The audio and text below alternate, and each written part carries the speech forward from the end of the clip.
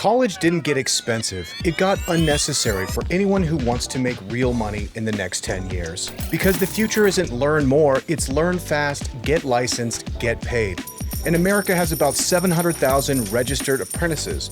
That's roughly 0.4% of the workforce, so basically nobody. Meanwhile, we've got over 1 million electrician jobs open. Licensed workers are retiring, and the data centers are sucking power like a black hole. It didn't incentivize apprenticeships. It basically said, if you want the juicy tax credits on big renewable energy projects, you need apprentices on the job. Andy Seth saw that mess up close. The tools were trash, the bureaucracy was thicker than a Denver winter, so during COVID he taught himself to build software, apprenticed under a real dev, BuildApprentix.io. Then he did the scary founder move. He niched down hard, and it worked. He hit 1 million ARR with 0 W-2 employees, SaaS margins, 7-day sales cycles, not because he hustled harder, because he found the hidden lever. Businesses don't buy training, they buy revenue and compliance that doesn't ruin their life. So here's a founder idea. Stop building better education, build less paperwork. Every regulated industry has a compliance bottleneck begging to be turned into a software ATM. So ask yourself this question: if your product disappeared tomorrow, would your customers miss the value or would they miss the relief? Welcome to AI for Founders. I'm Ryan Estes. If you're a founder obsessed with leverage, niche strategy, and finding markets where demand is literally written into law, you're going to want the full breakdown, and you're going to want to check out our newsletter. If you like founder stories with receipts and real numbers, get on the newsletter at aiforfounders.co. It's the closest thing to business school that won't charge you rent. aiforfounders.co. This is your next unfair advantage that might be one email away. Go subscribe at aiforfounders.co. And if this made you think, leave a review like you're rating a roller coaster you survived and include one word. Again, Founders quick reality check. Being great at what you do isn't the bottleneck. Being known is the bottleneck. And the fastest way to become known, trusted, and repeatedly referenced is still the same. Go on podcasts. Kitcaster helps founders get booked on shows your customers already listen to. Not random podcasts, not my aunt's mindfulness hour. I mean the shows where buyers hang out, where deals start as conversation, and where your credibility compounds. Because here's what podcasts do that ads can't. They make you sound like the person who's already won. You get 30 minutes to explain your thinking, tell the real story, and build trust at human speed. And if you're thinking, I don't have the time to pitch shows, perfect, that's the point. Kitcaster handles the targeting, outreach, booking, and coordination, so you just show up and perform. If you want inbound leads that don't feel like pulling teeth, go to kitcaster.com and let's get you booked. That's Kitcaster by Moburst.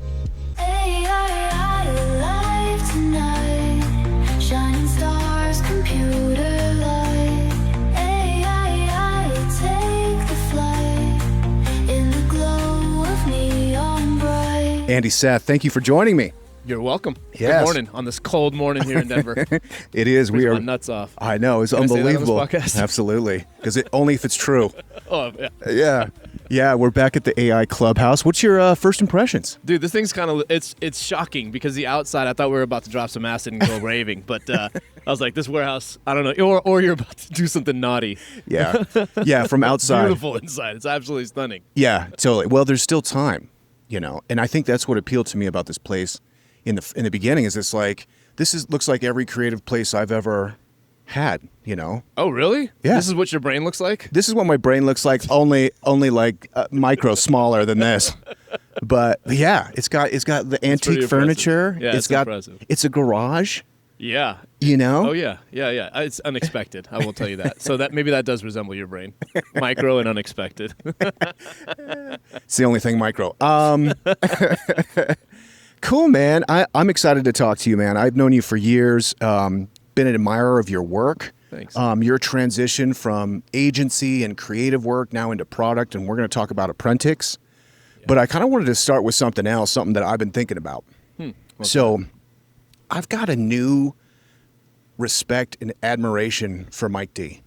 And I'm talking about Beastie Boys here. Oh, I know Mike D. Okay. Yeah. Okay. Fun fact, his brother was Screech. Are you serious? Yeah. What was Screech's real name? But whatever Screech from Saved by the Bell is? His name was Adam Diamond? Diamond. He is Paul Diamond. Dustin Diamond. Dustin Diamond. Dustin Diamond and Mike Diamond are brothers. crazy. I know, right? Screech and I think rest in peace. right? Yeah. I Ooh. know.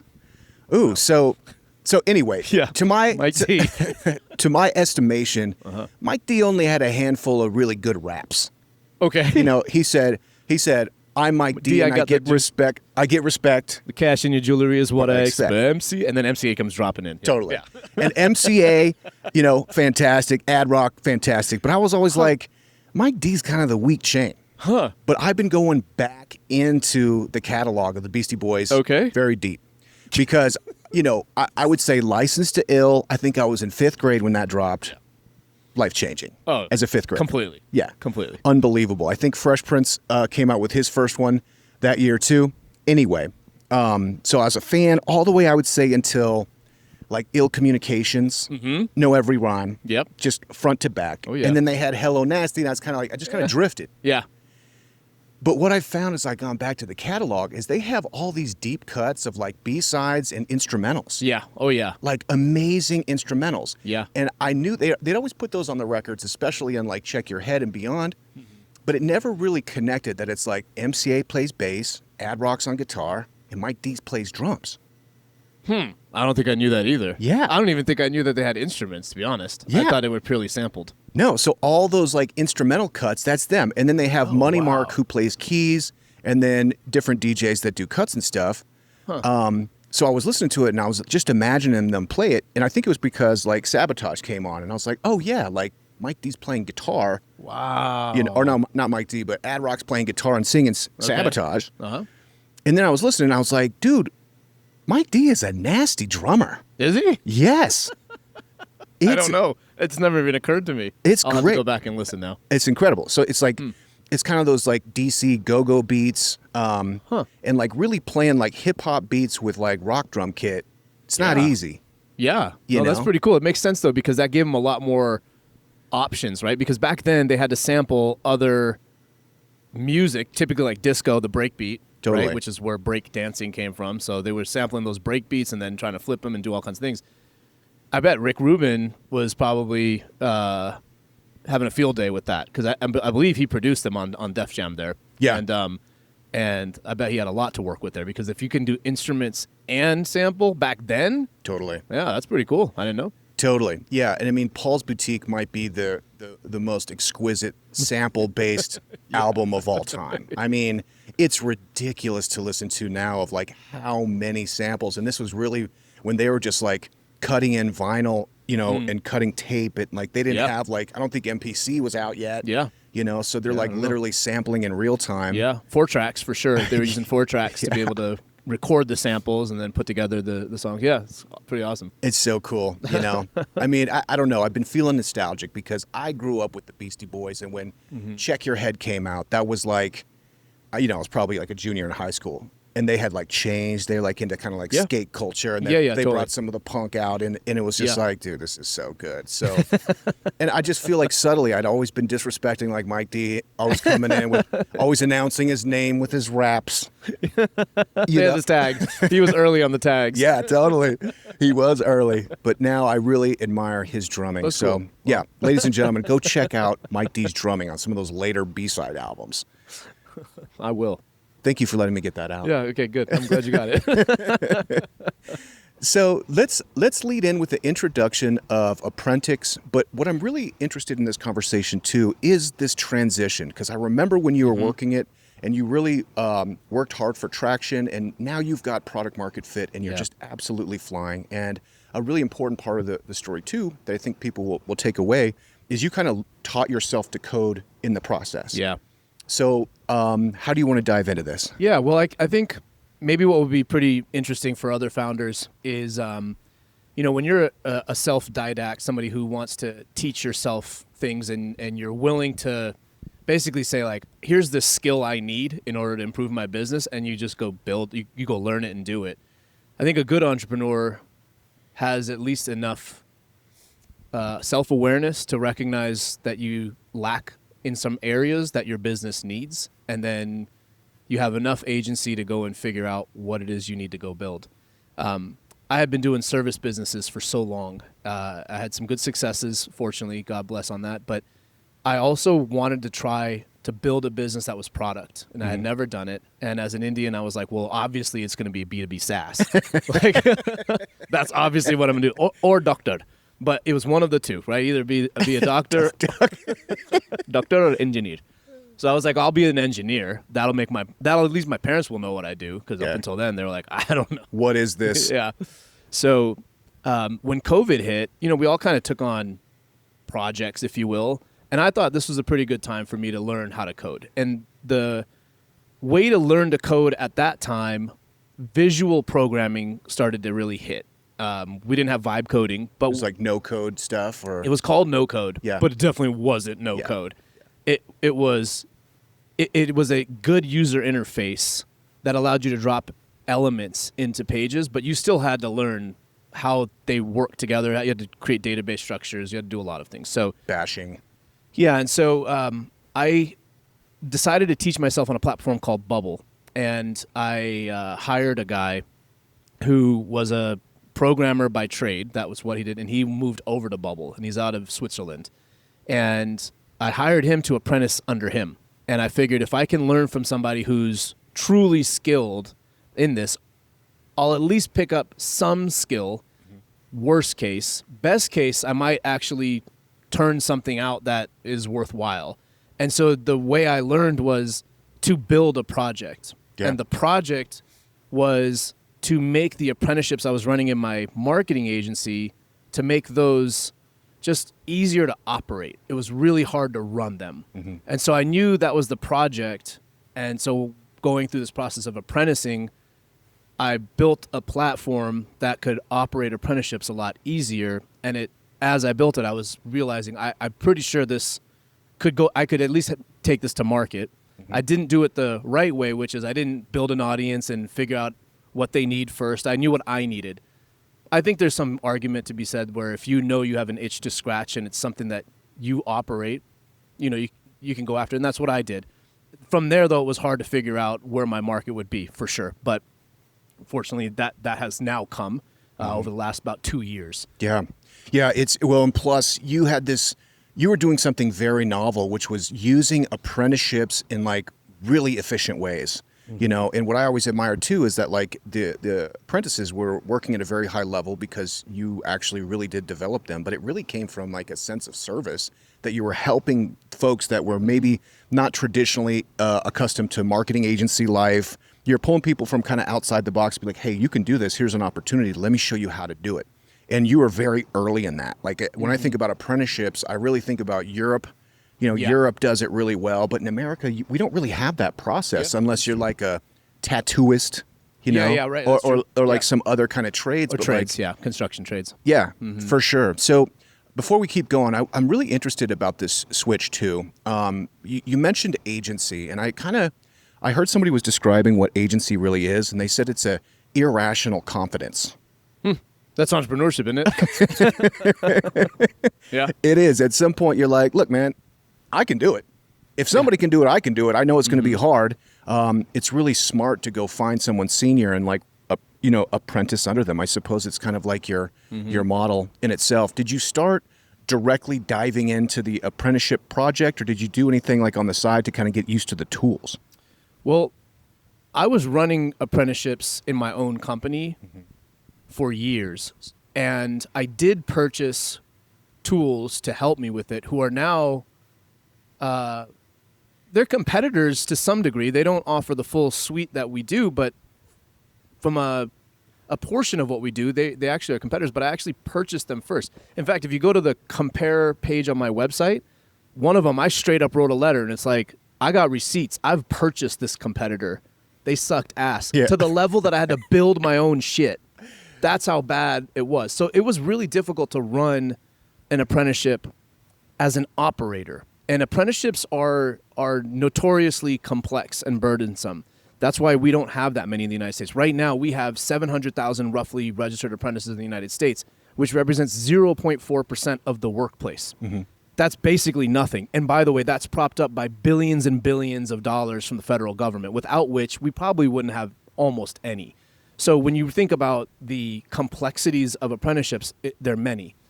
The tools that were out on the market were trying to automate things, or not even automate, trying to report on whether this person has progressed to this level of their learning and whatnot. They were very learner focused, which is good. The intention is you're trying to get people educated and train them up, but you also have to make this work for the business. Otherwise, why does anyone care? Yeah. And that's where everyone fell down. The entire ecosystem of apprenticeships is basically a worker protection agency. Apprenticeships are voluntary for companies to say, I volunteer to say, monitor my training, monitor my safety, and monitor the how much I'm paying these guys. And if I volunteer into this system, I can get like a little bit of government grant money. So that voluntary system isn't that compelling, right? You're saying like, monitor me for being a good employer. It's very employee focused.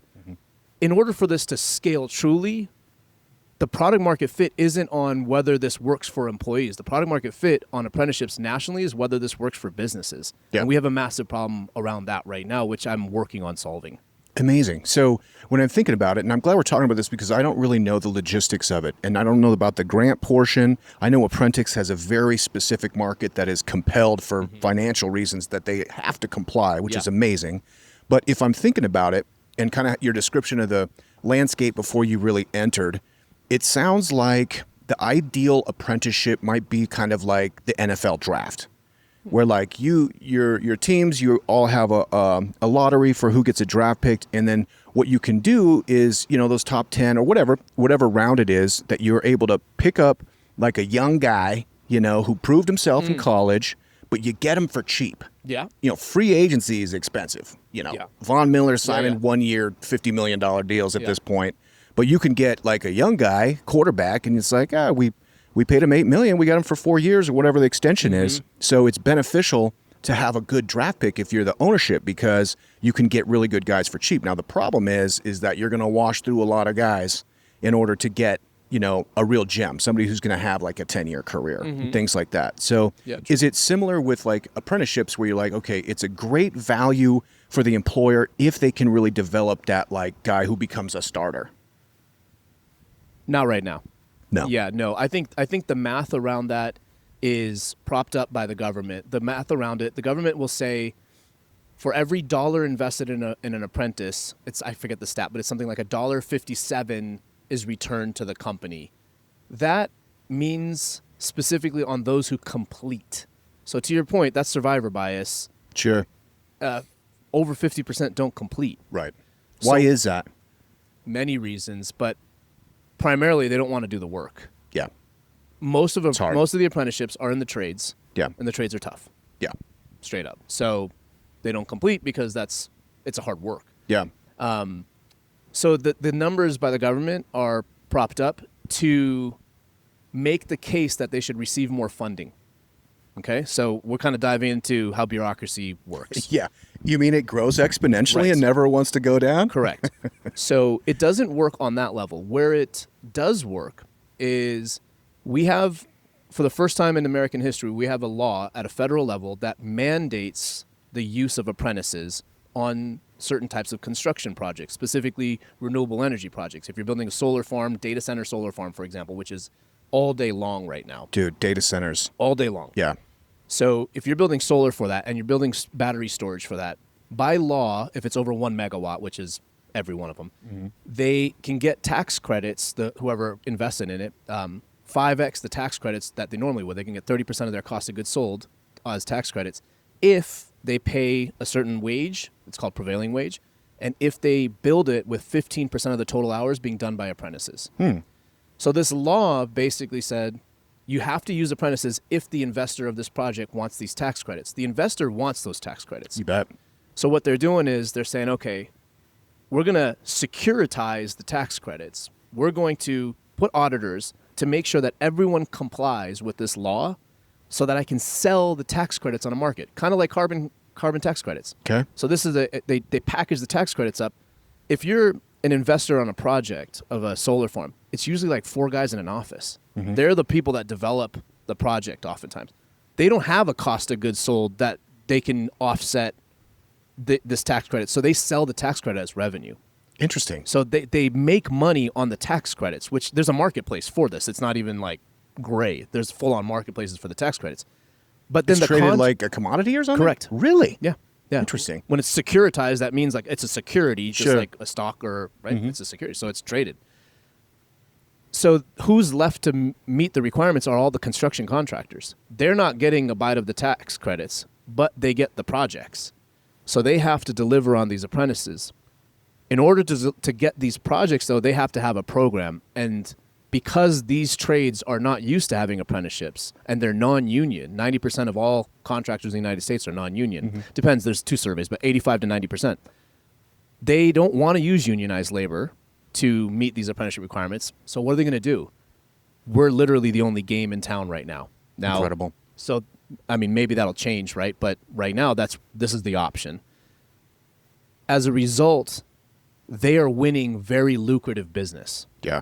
So the business case isn't on training someone who's going to be productive. Maybe they finish, maybe they don't, maybe they're productive. Heck, there's people that are registered as apprentices who are already productive. So why did you need to? They've already been trained up. So the side of this equation isn't productivity. The side of this equation is revenue. Yeah. So if there's a body in that position, then they get the tax credit. If the contractor can deliver 15% of their scope of work through apprentices, they get to win that project. They bid on projects and say, yes, we have a program that will do this. Interesting. So these are not government projects, or are they? They're not government projects. They're looking for tax credits, which the government will issue once the project is done if it met all these requirements. Interesting. Okay. And then what is the incentive for the federal government to give out these tax credits for, like, what is their interest in apprenticeship programs? So this is the first time, like I said, this is the first time in American history where we've got a bill that mandates the use of apprentices. What we have had is a requirement to pay what's called prevailing wage. Prevailing wage, think of it like if you surveyed all these different counties all over the country and you said, hey, what do you guys pay for a craft laborer? Or what do you pay for an equipment operator? Or what do you pay for an electrician? And you surveyed this all over the country and you kept surveying and kept surveying and kept surveying, you'd have a database full of what does somebody of this occupation cost. This is known as prevailing wage. And so we have this database as a country. And so there are projects historically that say you have to pay the prevailing wage of that county when you're using an equipment operator to build heavy industrial buildings, for example. Interesting. Why? I wonder why the market just wouldn't dictate that. Is that to protect people that are vulnerable, that would be like, hey, they're just getting John over there. He'll do it for $10 an hour, but we know. It's even the opposite. Prevailing wage is often lower than what guys are actually paying. I'm sure. So why would we do this? One word: unions. Yeah. Who are they surveying? They're asking the unions, what do you pay your guys? So the Private companies, more often than not, are paying more than the unions. Yeah. But it's not marketed that way. The unions market that we pay more. Yeah. Now, I'm not anti-union, but I do work for non-union. So I can talk very openly about what I see out there without feeling like I'm biting a hand that feeds me. The hand that feeds me, 100% of my business is bootstrapped. 100% is funded by customers. I have no government loans. I have no government grants. But I work inside of a government system that is almost entirely funded by the government money. Unbelievable. So interesting. Now, and we also happen to have a government system now that changes radically daily. Yeah. So what was, with this particular entitlement, what was Elon and Doge's response to like this apprenticeship program, the federal government? Were they looking to slash, or what were they? Well, so let me string this back. We have historically the ability or the requirement to pay prevailing wages. This Inflation Reduction Act added the requirement to also build with apprentices. That's the part that's new. So how did people react to this? Well, the Inflation Reduction Act was basically a rebrand during the Biden administration of the Green New Deal or whatever it was called. Sure. And so you have those who are saying, look, we don't need to do green energy. We don't need to do clean energy. And then you have those that say we do. Wherever you stand in the debate doesn't really matter. The fact is, like, we have private companies that are building solar out the ass. Yeah. And they're building it because they need energy to power their data centers. Yeah. So whatever you think of it, the market is saying we're building it. Yeah. I mean, they're talking about doing data centers in space now. Like Yeah, there's agreed. The need for power and data centers is so vast. Yeah. I mean, Elon said, right, like that's the currency of the future. Yeah. He might be right on that. Yeah. So what do they think about this? Well, I mean, Elon's come out and said pretty clearly, like, let's get rid of all subsidies, even for Tesla, for, all of the, he's like, we can compete on the open market. So that would insinuate, let's get rid of the tax credits. Sure. And I think the Trump administration, too, has changed the rules on the Inflation Reduction Act, where before the tax credits were going to be through 2032, the end of 2032. Now there's new rules that sunset it by the end of 2027. It has to be placed in service by then, or beginning construction had to be the end of 2025. So there's he shortened it by about 5 years, but kept batteries alive. But solar he reduced, wind he's reduced.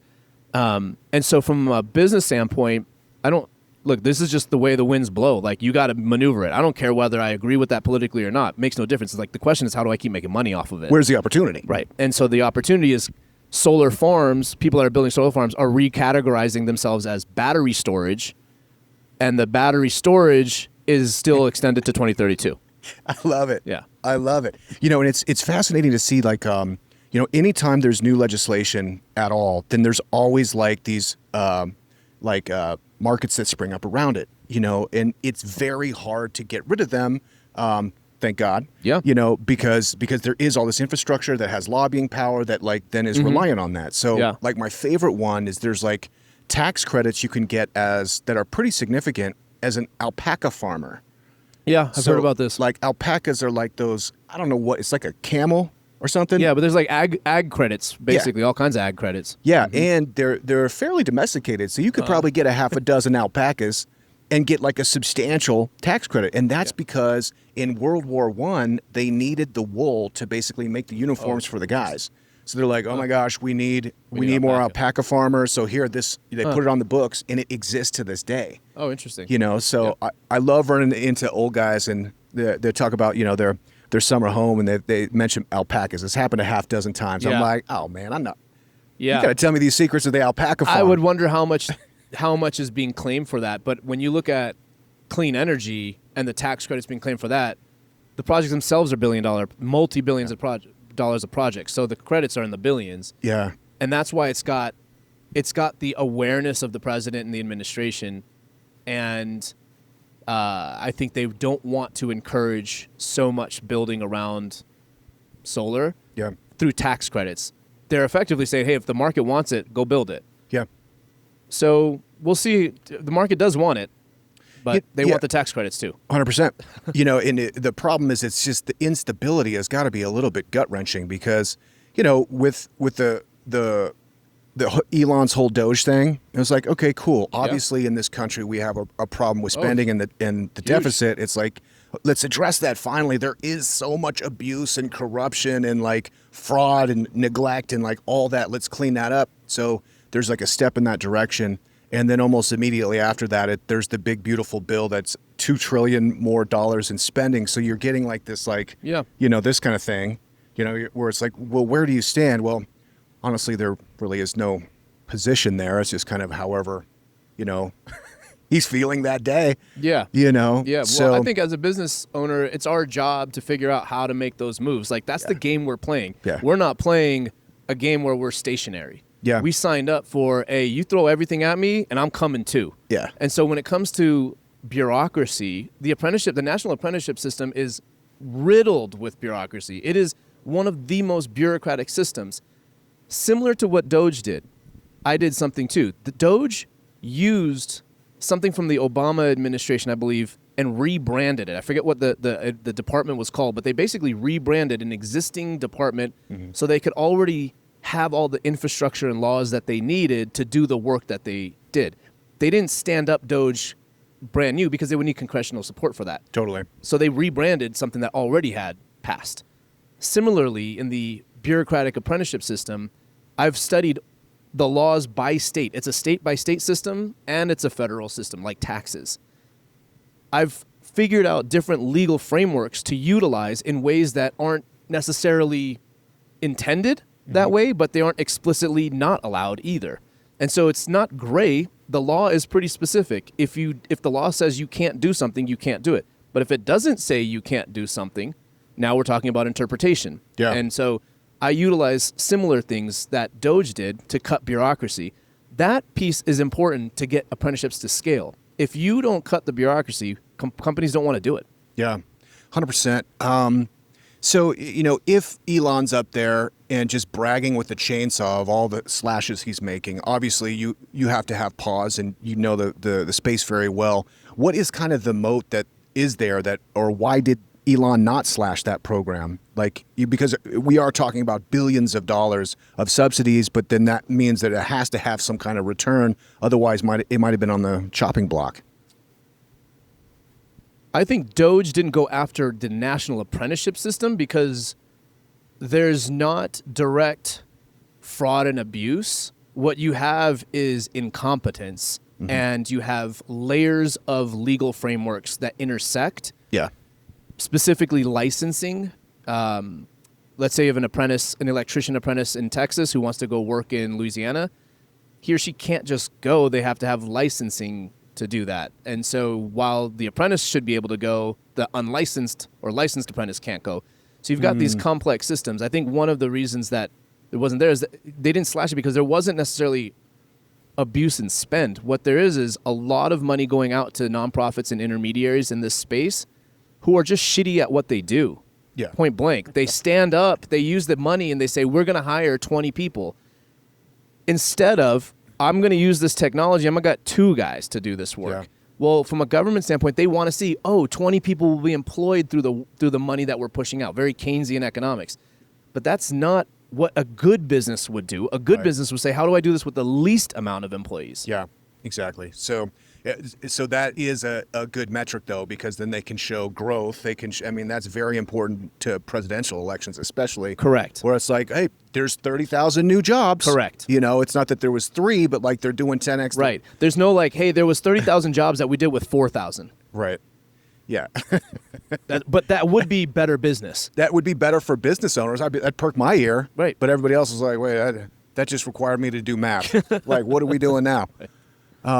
Fascinating. Let's talk about inventory. Just you were talking about wages, and I know how much some of these guys, like the what are they, the line guys, electrical line guys. Yeah, these linemen. guys are doing $250,000 a year. Yeah, easy. Working probably 20, 25 hours, traveling around. Yeah. Doing winters in Mexico, having a great time. Yeah.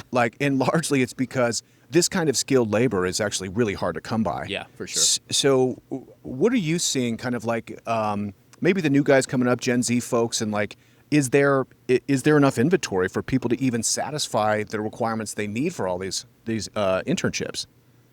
Well, when it comes to electricians, our country, let me restate that. When it comes to electricians, our country is in dire need. We have over 1 million open positions now, and it's only going to grow. We are seeing the licensed electricians are retiring, and there are not enough people going in and completing their apprenticeships. So if you are currently a licensed electrician, I know guys, I work with them literally all day, every day. They are getting licensed in 30, 40 states. They are going everywhere because the demand is so high. And when you have these projects where there's any type of state or federal funding, an apprentice has to work under a licensed journeyman, a licensed electrician, for example, or a master electrician. Who has the license? Almost no one right now. I mean, not no one, but there's such a need for people that are licensed electricians. They're just getting advanced in their career without the license. Is that what's happening? Oh no, there are those who have license. We just don't have enough. We haven't brought them in. So the supply is dwindling. The ones that are retiring. They're older, and there's just not enough people going into it. But it is incredibly high paying. It's great work, and kind of in the trades a little bit funny. Like most tradespeople make fun of electricians. Like they get dirt under their fingernails, and electricians got clean hands like me and you. So they kind of make fun of them, but they bank. Yeah, they do bank. Yep. It's interesting, and I've been having this conversation more and more because my son's 17, and we're talking about options. Now he's a good football player, so probably he could definitely play like D2. He's a great football player. So, but he's just kind of done with school, you know. And he's like, Dad, I don't want to be like you. I don't want to be behind a desk all day. I'm like, Yeah, I get it. I feel that. I get it. Yeah. I think I had to stretch for 48 hours where I didn't go outside. Last night I went outside and was just like, breathe some fresh air for a minute. Yeah. Well, if he's interested in electrician, I mean, there's no shortage of jobs. Yeah, and so that's what we're talking about is kind of trades opportunities. And Yeah, what's the trades in difference? general. Yeah, what's the difference in like which kind of trades and like what's what's paying the best, what has the best upward mobility? It sounds like electrician would be Electrician's definitely it. is the way. Yeah, and I would say if he could be an astronaut, that's just gonna be hot. Yeah, no kidding. Because think about it, like at some point, you're gonna need an electrician in space. Yeah, Somebody's gonna have to build those things. totally. So like, I who's know. putting the solar panels on the satellites? Yeah, it's almost like Not Goggins. it's almost going to be some kind of like new kind of cowboy that's like wrangling like Yeah. satellites. Yeah. So like, you know. you got it's gonna be an incredibly specialized skill. Yeah. So if I were in your shoes, I would do what you're doing, which is looking at the highest paying occupations, Yeah. but also where is this going? Yeah. Because a lot of the guys that are going into trades don't have that guidance. They Yeah. haven't got the father or the mother that's going to provide that guidance to them. Yeah. So they're ending up in positions that may not be as thought out. Yeah. It's fine for them. I'm not saying it's not, but I'm saying if you're putting your mind on top of this, like you see where things are going. Yeah. Yeah, electrician makes a ton of sense. Totally. And there's always going to be a hierarchy in a company like that because it's, as a dad, you think about electricity and data centers. It's like, bro, you don't want to be there when they throw that switch on. Let somebody else do that. Yeah. Well, an electrician is high voltage. Yeah. So there's resi electrician, but there's commercial electrician, and commercial is where the high voltage work is. That's where you want to be. Yeah. Yeah, because that is such a specialized craft. That's who's getting paid, not resi electricians as much. It's just scary when the juice goes on. It's not when you know what you're doing, Yeah. Yeah. right? I mean, I actually had a conversation with my 10-year-old son this morning, and I said to him, we were talking about scuba diving. I'm a master diver, Yeah. and so we're talking about diving, and he said, well, do you worry about dying? If you don't do the calculations correctly about how much oxygen you have and the depth charts that you have to calculate, your safety stops, etc. I said, no. If somebody said to you, I'm going to ask you a question, and you're going to die if you get this wrong, and they say, what's 1 + 1? With confidence, you'd say 2. You wouldn't be worried about dying, even though that's the consequence of getting it wrong. Math is like that. Yeah. And so when you learn something where you understand it, you get it, and an Yeah. apprenticeship will teach you that, Yeah. you're not worried about it hurting you. You're with confidence walking in saying, like, I know how this works. I got it. We're good. I got it. We're good. I appreciate that. But the other thing is too that, and I like that we're talking about our kids because, there's also this perception of like, oh, I could just go do the trades. And what I'm telling him is I was like, dude, it's not like that's an easier job. It's not like you don't have to study. It's like you're going to have to be on top of it. So For sure. Yeah, Yeah, we're- you're not getting around studying, homie. No, Like exactly. that's not. This is just a matter of like what lifestyle do you want when you're working? exactly. Yeah, you're definitely going to have to learn. You're gonna have to learn. You're gonna have to go to school. I was like, Yeah. if you want to work in construction, I would study construction management. And I always point because we moved down to Sterling Ranch, and they're building homes just like it seems like every single day they're putting Yeah. these homes down there. And so like it'd be like Sunday at 5, we're watching the game, and I just point out the window. I'm like, see those guys? I was like, those guys didn't go study construction management, Yeah. so they're working on Sundays. Yeah, yeah. I was like, so there's a perception that it's easier. I was like, bro, it is Yeah. not. No, I would. It's definitely not. Definitely not. I mean, why did we not do construction? Because it's hard. Yeah. Yeah, it is hard. And I did do construction and was like, oh man, my knees are not agreeing with this Let me learn to early type. on. Yeah, exactly. Okay, cool. Let's go back to the transition too you had because it's COVID. You're getting a new project. Yours was computer programming. Mine was alcoholism. And so you're working on a tool that's be helpful for you to manage apprenticeships. Now, somewhere on there, you identify this opportunity in the market that doesn't exist, and so you pivot, you go all in on that. Like, what was that moment like, and maybe walk us through how you started to then find your first customers. Yeah, so I built a platform without knowing who I was really solving the problem for, which is not what you're supposed to do, but I knew I was solving it for me as a business owner. Yeah. So my thesis was, if I could find other business owners that wanted to do this but didn't want it to be so hard, they would buy this. It turned out to not be right. And then I moved into, well, where's the money flowing from the government? They're funding billions of dollars. Who are they funding? Oh, they're funding colleges, universities, training centers, associations, intermediaries. Basically all nonprofits who are supposed to convince companies to do these apprenticeships, and they'll provide the education. So I was like, oh, I'll sell my platform to the education providers. Great. The education providers, I'm sorry, are some of the worst customers I've ever experienced. And I owned a wealth management company, which I exited in 2015. I have worked with some of the highest net worth people on this planet. The worst buyers are those who have not had to earn the money and go hustle it themselves. When you get grant money and that grant money gets handed to a program director, they don't know shit. Yeah. So they don't know how to run apprenticeships. They don't know how to buy. They don't know how to solve problems because they haven't had the problem yet. They don't have the feedback either. They don't have the If feedback. you're not worried mechanism. about the bottom line, like literally, Correct. this needs to happen, or Christmas doesn't happen. Correct. Yeah. So I was selling, and I still have colleges and universities on the platform. I'm not saying they're all shitty. I'm saying that they, from a buying perspective, had never experienced the pain, have incredibly bureaucratic cycles for purchasing. So I had 6-month sales cycles. Ugh. The spend, the average customer value was $3,000 to $5,000 annually. It Yeah. was just, it's a horrible business model. At the end of 2022, the Inflation Reduction Act was passing, and some contractors started coming into my lead funnel saying, hey, we are going to need apprenticeships. We're thinking about, like, how can this platform help us? But the questions they were asking were business questions. They weren't asking the questions that these intermediaries and education providers were asking, because they're all focused on how do we help somebody learn.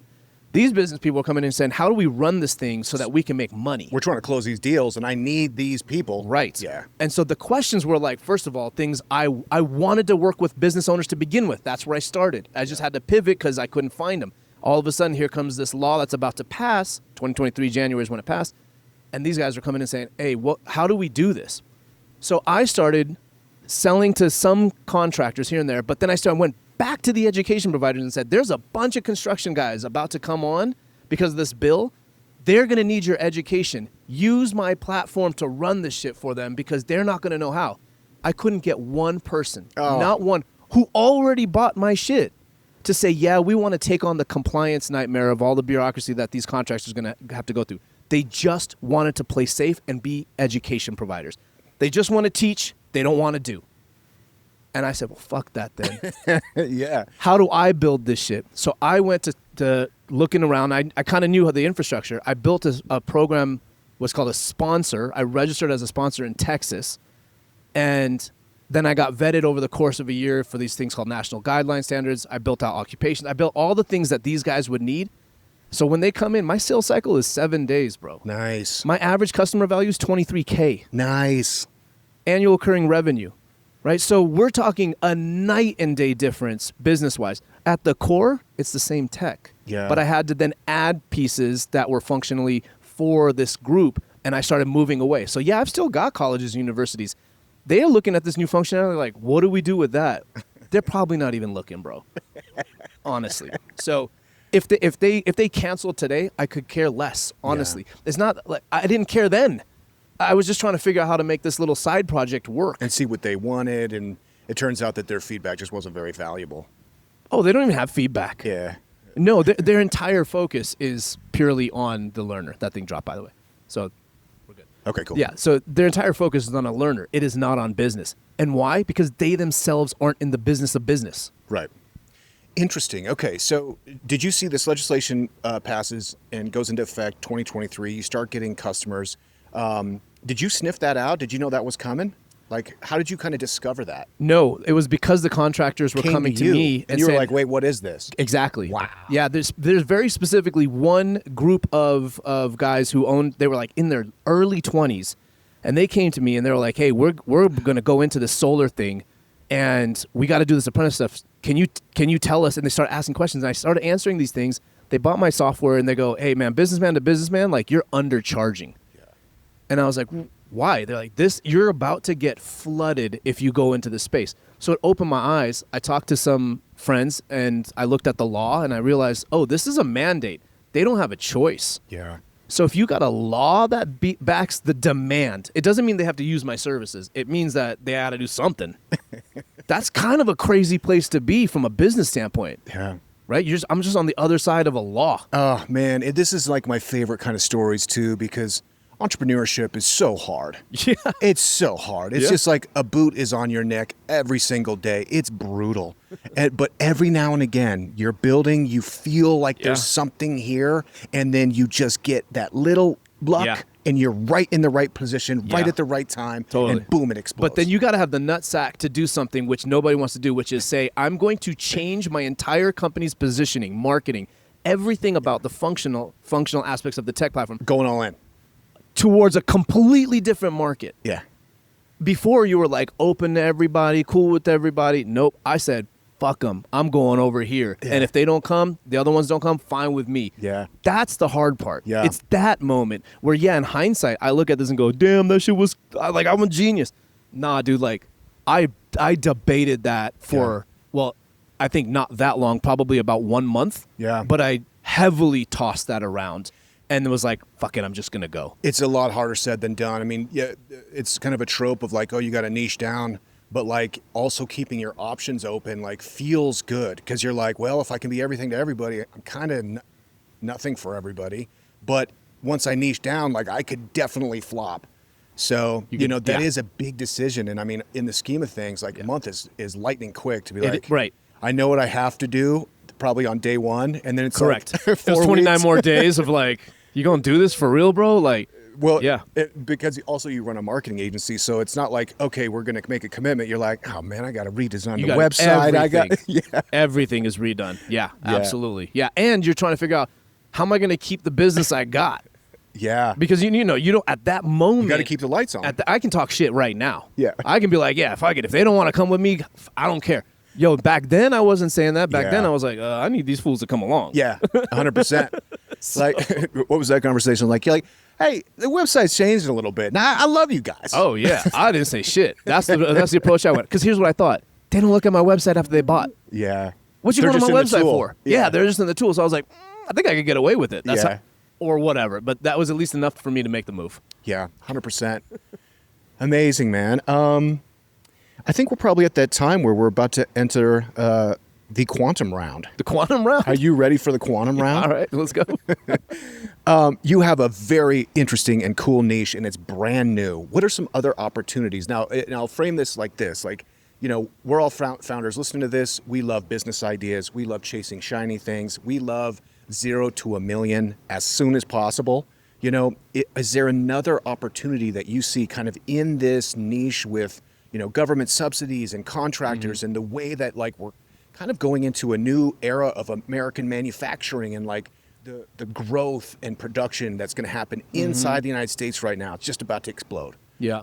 Anything else that is kind of tantalizing to you? Well, there's on the business side of things. So I hit a milestone last year. I hit $1 million ARR with 0 employees. Dude, And so that was nice. Yeah, that was a big moment for us. For Yeah. us, meaning me, myself, and I. And God. So like it's 0 employees. Now I do have people that have contracted with me, consulted with me. You know, I'm not saying literally alone, but I'm saying I have 0 Employees. W-2 people. Incredible. So that was a big milestone and a challenge for me as an entrepreneur. Can I build a business that gets to $1 million ARR with no employees? What's the profit margin? I mean, it's SaaS, bro. Yeah, 80. Nasty. Better Yeah. than 80? Yeah. Nice. It's creaming. So Incredible. that was milestone 1. Milestone 2 is now 3 mil. Yeah. As far as my eyes can currently see, I can keep this going without somebody. I'm sure at some point I'll either need someone or I'll want someone. And You could 3x the business right now, no more employees. I think. Yeah. I don't know, but I think so. I know there's things that I can automate that I haven't yet, just because there's not enough pain. yeah. And I'm working like 30 hours a week. It's Incredible. not crazy. So from a business standpoint, I think I've got some runway ahead of me.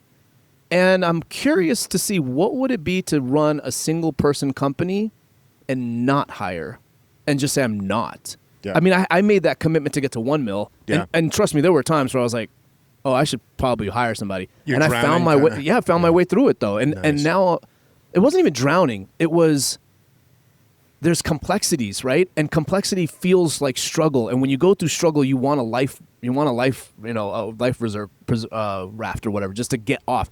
And I was trying to get off, but like you have to be able to do it. I did it mentally and then through some tech. But that struggle moment, the instinct is, let me find someone to do this. The correct instinct is, how do I not do this at all? Yeah. Second instinct is, how do I make this better as a project?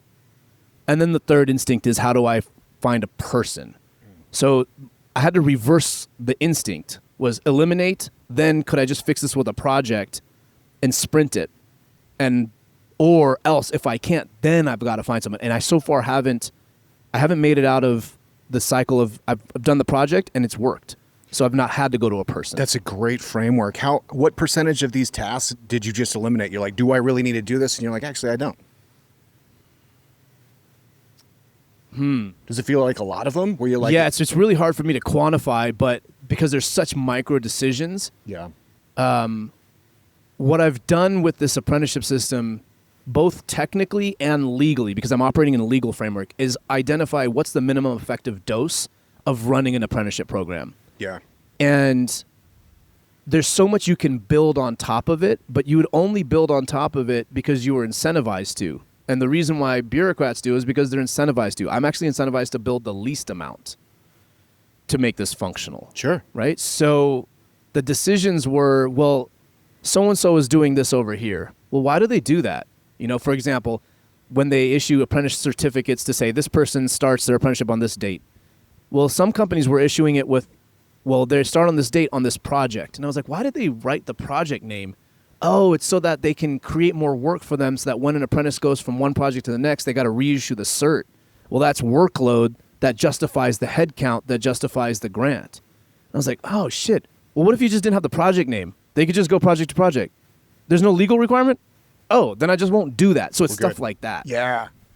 Dude, incredible. And then as far as financing, is it totally bootstrapped? Yeah, 100%. Unbelievable. And then as far as updating the code base, you learned under you had an apprentice. Are you still contributing to the software? Are you still building the software? So the guy who was who I apprenticed under, who was my master programmer, is my developer. Cool. So he joined the company in the sense of I'm one of his few clients. Sure. And he develops everything. So because he's been with me from the start, he's taught me. So I don't do any programming anymore. I prototype. So I'll build the prototype. I'll vibe code it, usually through Lovable. I'll get customer feedback on that, refine the prototype, and then I'll send it to him. I know exactly what we've built because I built the original version. So when I hand him a prototype, I know exactly how to configure that prototype in a way that drops neatly into what we've already got. Sure. Amazing. I love Lovable. Have you done any remix projects in there? No. I am thinking about so they have the ability in Lovable that you could share like a link with me, I could share a link with you, and I'd be like, hey dude, and you bring it in and then you just hit remix, and then now you could take what I built and just do whatever you want with it. Oh, interesting. Yeah, I'm thinking about getting like a little group together that just remixes Lovable projects just for fun. So I'll reach out to you if you're a Lovable guy. I don't know if I'm a lovable guy. But I'm a lovable guy. Incredible. Okay, we talked a little bit about college. If you were to go back to college now, understanding where the puck is going, what would you study? You can edit out long pauses, right? What would I study? I don't think I would have gone to college. Yeah. Yeah. By the time I graduated in college, I graduated in 2000. Yeah. I had sold a web design company in 97, and I sold golfstore.com in 99. Ooh, you did just the domain? Oh, I had a full-on business that was online golf retail. It was the first online golf retail in the world. Yeah. So college was an Indian necessity. It was not what this boy was doing. Yeah, it was anticlimactic. Yeah. Yeah. So my own situation, even then, I wouldn't have gone to college if it wasn't like my parents kind of making me. Sure. Today, if I could just on my own free will, there's no chance. No. Yeah, there's not, because the game I like to play isn't learned in college. There is benefit. I'm not saying there's not. It's just the game I want to play. I and you enjoy had that. the You had sport that of in high business. school. Yeah, I did. Yeah. Yeah, I went to your point, I went to Culver Military Academy in Indiana. I was super fortunate. They had a program where they would take low-income youth out of the city, and I grew up in a motel in Los Angeles. Wow. And so they gave me a scholarship to come to this military academy in Indiana, and I thrived. It was an unbelievable experience. But being away from home, living in barracks, being in a military system at a high education leadership institute, basically was college, but in my opinion, even better. Yeah. So I had already done the things that one looks for in college as a high schooler. Cool. It's interesting. So we're talking about agency. We're talking about irrational confidence. Like, you think it's just innate, you think it's built in, or you think there was things about how you grew up that like kind of, it was a necessity to develop that? Well, I think that when you struggle through anything in life, you build some level of character. You start to understand a little bit more of what you're made of.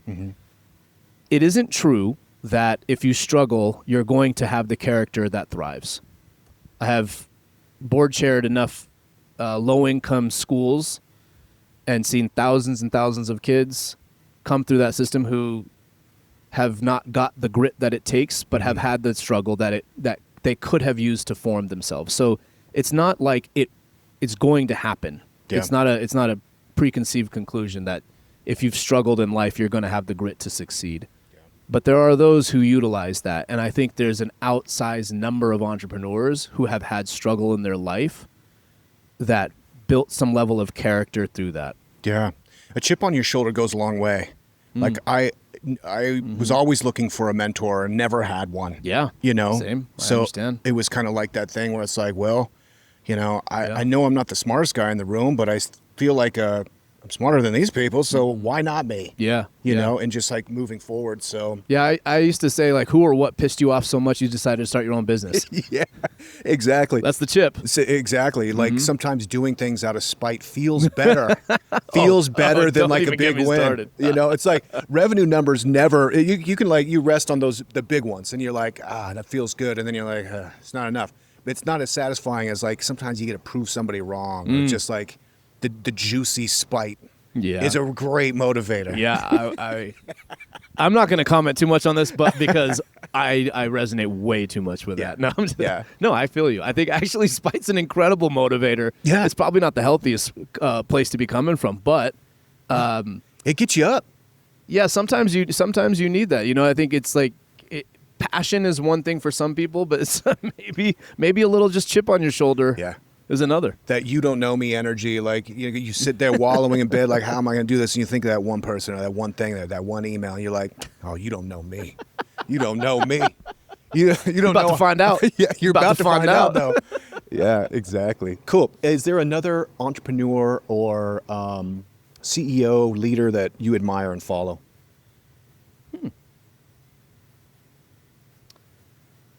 Well, I'd say that currently I've been learning a lot from the team at rb2b.com. Yeah. What's his name? Adam Robinson. Yeah. So I actually just sent his head of sales, Diana Ross, their head of growth, Pete Crowley, and their head of AI, Rob.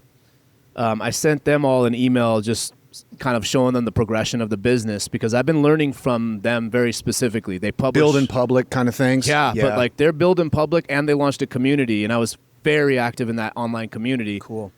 They've given me an incredible blueprint for building a B2B SaaS platform. Sick. Yeah, and they're doing currently I think 25 million in ARR across retention.com and RB2B, and they're doing it with I don't know the total head count, but I know it's like 6 people over at RB2B, and I think that's at like 6 million or something like that. Yeah. So they've got a great blueprint, and I'd say I admire the fact that they're willing to share the numbers, they're willing to share the playbooks, and they're willing to even share like the horrible hard of laying people off of their business having product market fit and then not having product market fit. I even know that. Now I know that's a thing. I've got currently product market fit, but I might slip out of it. Yeah. You know, so it's like it's not a destination. It is definitely like a wave you ride, but you got to connect to the next set. Yeah. And if you don't connect, you're paddling back out. Totally. Yeah, he is. I love that you said that. You know, one thing that I saw that Adam do that did that I was like, I really liked is he was doing battles with his detractors. Oh yeah. So there was like people in the comment section that were ringing him a new one for basically, whatever tracking he needed to do to bring stuff into Slack. And he was like, "Oh, battle me, dude." And so like they would just get on a video calls and just and publish it. Totally. I'm like, dude, that is awesome. Yeah. He's a different breed that way. Yeah. But he's also got FU money. And I think that's an important thing about getting to FU money is you can use FU to say fuck the world. Yeah. But he's using FU money to say, actually, I'm just going to like show you what it looks like. Yeah. Because if this shit don't work, I'm good. Yeah, I'm good. Absolutely. And, really being able to walking that line of understanding that this is a game. And the more you treat it like a game, the more you understand the rules and the more you can like be successful. But also there is an an enormous emotional consequence to all this stuff. Yeah. Big time. You're working with people's lives. So on one side, it's like a total game, but boy, the stakes are really high. So it's like, I was talking about this with Zaya the other day. It's like, there's kind of like a Zen platitude that's like, big decisions treat lightly and small decisions treat greatly, and it's easier said than done, especially when big decisions like have massive consequences. For but sure. Ultimately it is about like those little details. Like if you can iron those out, and that's messy, then the big things kind of take care of themselves. But yeah, they do a great job doing that. Yeah, he does. Yeah, he actually did an amazing. I mean, it was like a one-on-one, basically talking this community, and it was about shit posting. Yeah. And I have such a draw, like I'm so pulled to shit post because I deal with bureaucracy every day, and I have currently resisted shit posting, not because I couldn't absolutely blast, but because I've watched Adam go through it emotionally and publicly. The public part I could handle. It is a question of, do you want to invite that into your nervous system? Totally. And I've decided I don't want to invite that into my nervous system. Not right now. I'm actually really enjoying what I've got going. I've got a lot of love in my life. Like, life is beautiful. I don't want to just ramp myself up. Yeah. And it will. Yeah. I know it will. Yeah. I mean, you cannot feed the trolls because they multiply. And like, if people have dealt with like online trolls coming at you, it's not fun, man. Yeah. It's not fun at all. Right. It is kind of like a consequence though of being more public and like it is. building in public and creating audience around what you're doing. It's a consequence sometimes. Well, there's another company called Gusto. Have you heard of them? They do payroll. I think so. Yeah, I think they have a big headquarter here in Denver, and I use Gusto for my own payroll. to pay what payroll myself. Employee of the month again. This guy. I use Gusto, but I used Gusto in my other business. And the founder of Gusto started this payroll platform in California, and his positioning market-wise was, if we can figure out California's laws, we can make this thing work anywhere. And he talked about California bureaucracy, but he never mentioned the Californian bureaucrats. Okay. So it was an interesting distinction. I listened to all his old podcasts from like 2000 whatever. So he didn't call people out. Correct. Yeah. But he did find the enemy. He identified the enemy, which is bureaucracy. Yeah. And so I've taken that tact. Yeah. I've decided to go that. Whereas Adam was very willing to call out the company and the owners and the people in the comments, like one-on-one. He's mano-a-mano. And balls to him. Like, I know. Yeah, but you got to be down for that fight. Yeah. I'm fighting something we all agree on. Yeah. Which is bureaucracy sucks. Totally. So no one's in the camp of bureaucracy. The problem is bureaucrats don't think that they are. Right? They don't think that they're bureaucrats. Totally. It's like I was talking to my son about this. It's like we were talking about Rage Against the Machine. and shout, dude, I'm going to a concert tonight at Gothic. It's cover bands, a Tool cover band, a Rage cover band, and a Filter cover band. Oh my God, dude. You're about to rage. It is going to go hard. It is going to be Dad Fest 2026. But he was talking about like the messages. He's starting to like listen to the lyrics, and I was like, that's all true. I was like, but do you know how many people have been murdered by the American soldiers listening to Rage Against the Machine? Whoa, it's got to be a lot. So dark. The machine that they're raging against, that machine is using that. You know what I mean? So it's like in some aspect, it's like it's a fire hose. The direction it's pointed doesn't really matter. It's pointed left, pointed right. It's like, dude, if you're creating a fire hose, man, like you're inspiring that to come back to you. Okay, Andy, dude, I think you might be my hero this year. You got So far. You got one-man business, $1 million ARR, bootstrapped with no competitors in a growing category. Yeah. Unbelievable. Don't say it like that, bro. God, thank you. Thank you, God. Thank you so much. Yes. For Yeah. real, because Absolutely. Big thanks, but also, this came about because you were shooting at the center of the target. Like, if you're just shooting, you're going to miss the paper. Mm-hmm. But if you're shooting at the middle of the target, you've done this for long enough that you knew what you wanted, you knew what you didn't want, and, maybe there's a little bit of luck, but there's a whole lot of skill, man. I really admire what you're doing. I really appreciate you spending time with me. Yeah, likewise. Appreciate you. Apprentice.io is where people can check out that. What's the best place for them to follow you online? Oh, LinkedIn. I'm going Yeah. pretty heavy on LinkedIn right now. I don't know if that's like the place, but I'm going there. And I love reading Twitter. I'm on Twitter, so Yeah. if you're there, follow me there. I might start posting there. I don't know. Have you started working Twitter at all? Yeah, I came back to Twitter. I've been putting content there. I haven't had anything pop. Yeah. Distribution right now on all the social channels seems like I'm actually having most success on YouTube Shorts recently. Oh, okay. In the last couple of weeks, but Oh yeah, cool. yeah, I'm on Twitter. I mean, the platforms reward different things, right? And Yeah. X is basically, I think, is supposed to reward quality of thought. yeah, And so I think for me, it might be a good testing ground to put thoughts out there and ideas out there in ways that maybe work and don't work, right? So if nobody sees it, nobody sees it. It's fine. totally. Yeah, I actually like the filter Elon's got on X right now is great because he's really all the prominent build and public people are like getting a lot of distribution. Yeah. Which is great. So I'm thinking I've had this X account since 2008. I think I'm just going to kill it and then start fresh. Oh. And maybe I'm thinking that's going to be a place where I'm a little more candid about sports, Oh. my okay. feelings about, Mike D. Oh, okay. Your deep down thoughts. Oh, got it. Yeah, I need a place for I try the founder content. I'm doing that everywhere else. I'm like, nah, you know what? Maybe I just need to talk trash about the Broncos because that's the one place where if you want to troll, go sports troll. You know what I mean? You can just talk trash yeah. with people and it's Yeah, it's they're fun. there. It's a game. It's a game. Yeah. Cool. I want to give a shout out to the AI Clubhouse. This is in Denver. If you guys are listening in Denver, please check it out. You can go to id345.com to learn more about that. There is an open vibe coding AI augmented engineering meetup every Wednesday here between 5 and 7. It's open and free for everybody. But other than that, Andy, thank you so much, man. Thank you, Ryan. Appreciate you, man. Yeah. All right. Hey, founders, let me ask you this. Are you building with AI or getting left behind by it? If you're serious about scaling smarter, faster, and bolder, you need to check out aiforfounders.co. It's your go-to resource for cutting through the noise and actually using AI to grow your startup. Each week, AI for Founders drops a sharp, no-fluff newsletter, dives deep with expert guests on the podcast, and hosts monthly workshops where you can get your hands dirty with the real tools and strategies. Whether you're pre-seed or Series B and beyond, launching something new or just staying sharp, AI for Founders gives you the edge you need to win in 2025 and beyond.